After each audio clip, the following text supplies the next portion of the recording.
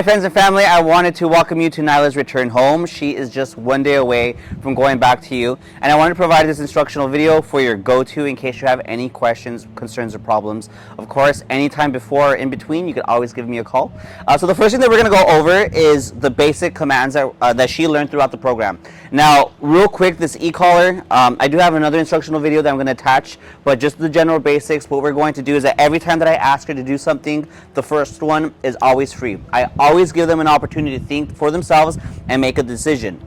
Following that, if they choose not to listen, I do give them a stimulation, and I continue to increase that stimulation every time that I have to repeat myself up until a certain point, and then I start to apply body pressure. And I'll show you exactly what that looks like.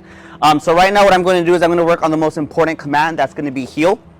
Heel is essentially when they are walking to my left side, walking at my pace. Now there's a couple of rules that I want you to keep in mind. There's no sniffing, there's no peeing, there's no pooping, there's no walking ahead. She has to walk by my side. And the reason for this is that I'm trying to teach impulse control.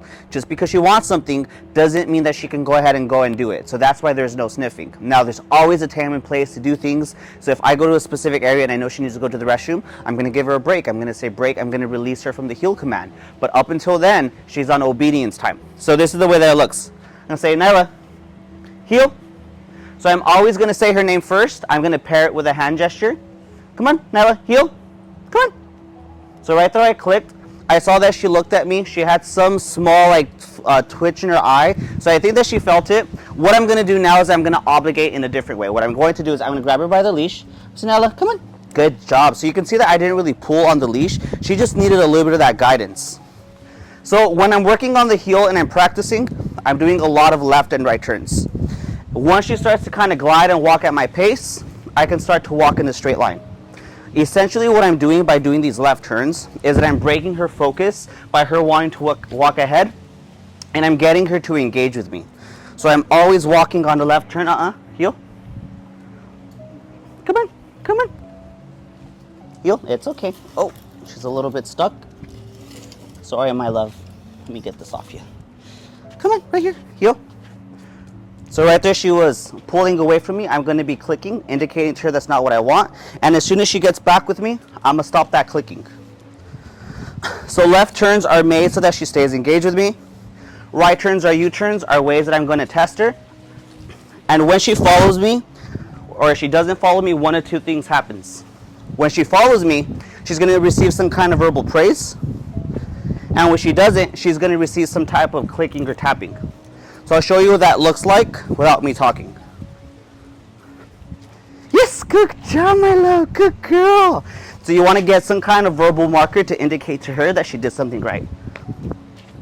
Yes, good job, my love, good girl. And I'm just going to keep practicing over and over. And once I see that she's walking at my pace, we start walking in a straight line. Good job, my love. Good girl. Come on. This way. I'm going to go ahead and challenge her just one more time. Yes, good girl, my love. Sit. Now, normally I would give her some kind of treat, but she doesn't always eat treats, so I'm just going to give her some love. One other rule is that when I stop, there's an automatic sit. The reason why is that if I go to a crosswalk or I'm going through a door, I want her to sit with me and wait for permission to cross the street or go through the door. Once she's in the sit command, she's in a sit. There's nothing else besides that. So that brings us over to our next command, which is sit. Sit means sit. It doesn't mean anything else but that. There's only two ways that we get out of the sit command. That's either I'm asking her to do another command or I release her with the break command. Break! Good job, my love. Good girl. She wants to go lay down. Totally okay. That's totally up to her. Okay? Heel. Come on. So now I'm going to say, Nyla, sit. Okay, so that was the first one. That was the free one. I didn't click the e-collar at all. Had she not listened, I would have raised the e-collar just a little bit, and I would have repeated myself. I would have said, Nyla, sit. And the second that I said sit, I would have clicked the e-collar.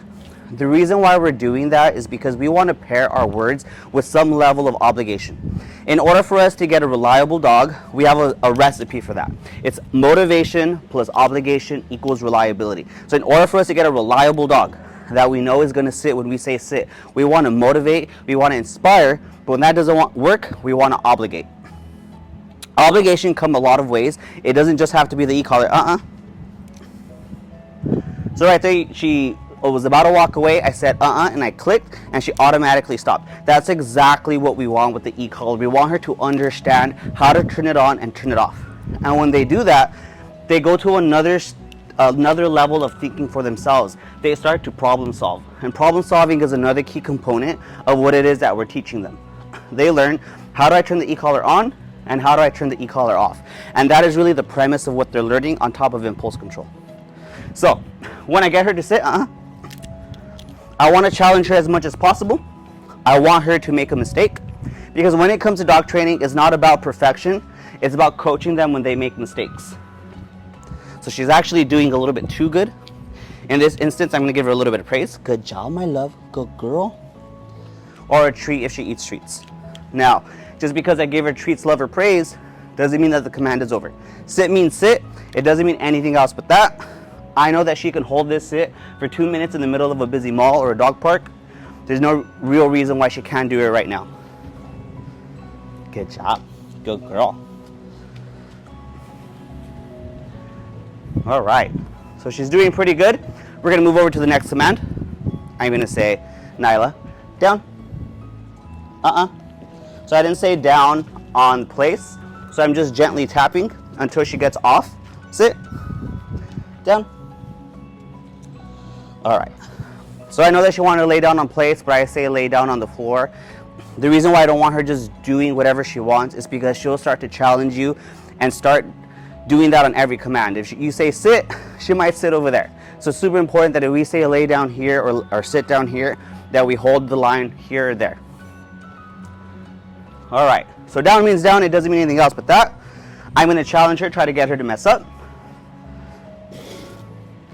Now when I see that she's putting in the effort, where I see that she's getting distracted, but she's holding that down, I'm going to reward her. I always want to reward impulse control, because that is another key component of what we're trying to teach is impulse control. Especially since you're trying to work her up to being a service dog, it's super important that anytime that you see her making a decision, that she's paid for it. Dogs don't work for free. They work for treats, love, or praise. Good job, my love. Good girl. Yes, she loves affection, so that goes a long way. Yes, my good girl. So sweet. Now remember, there's only 2 ways that she gets out of this command, and it's not with treats, love, and praise. It's either I give her another command, or I release her with a break command. So what I'm going to do right now is I'm going to move over to the next command, and I'm going to say place. So remember, I say her name, Nyla, place. Good job, my love. Good girl. On place, she could either sit or lay down, totally up to her, unless I specifically say place and then sit. But in this case, I didn't. So she lays down or sits down, not a problem. The only thing that I don't let her do is get off of the place. So she has to stay on place. This is going to teach her good boundaries. For me, this is my most favorite command because it really gets you to the next level with your dog. You'll be able to hang out with her, barbecues, picnics, family coming over. This is a super important command, so we really work on this one the most. We really just want her to be able to go to a place, whether it's in public or at home, and just relax. For dogs, to do nothing is a very important skill that they're learning. So this is actually phenomenal. She's actually really great at this, so we want to make sure that you just keep it up. Good girl. And give her lots of love in between. And again, try to get her to mess up. The moment that she messes up, you're going to say and you're going to start tapping. Is just another way of saying don't do that, don't think about it. Remember, it's not about making mistakes, it's about coaching them when they do make mistakes. Now, Nyla's pretty good all around, to be perfectly honest with you. A little bit with the e-collar can sometimes go a very long way, so she behaves very well with us. We're hoping that's going to be the case with you. Now, she loves to have eye contact with you, so I always try to lock in that eye contact and smile at her.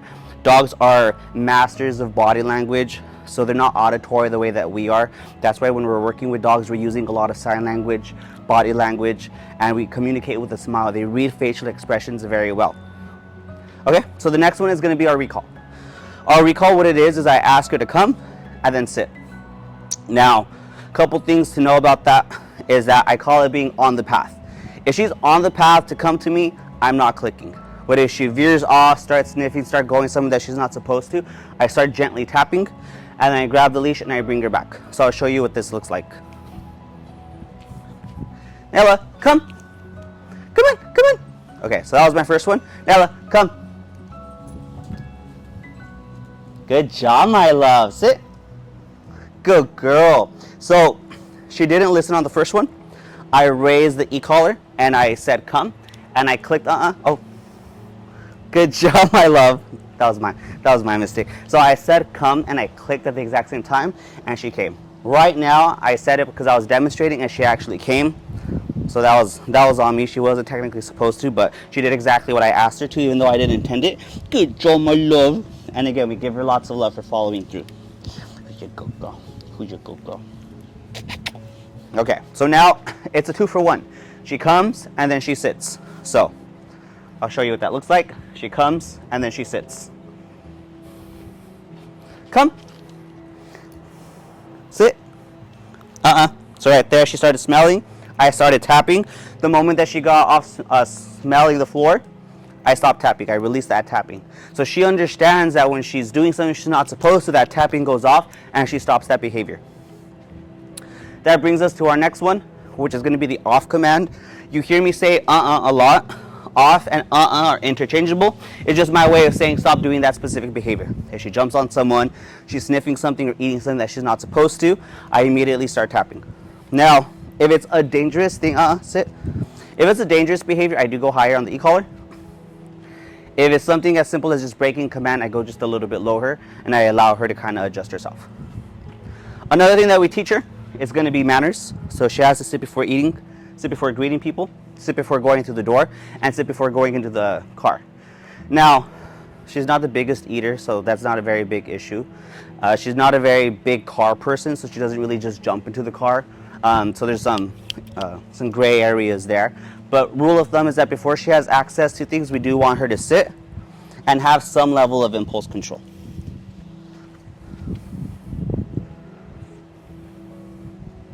All right, well, I think that's about it.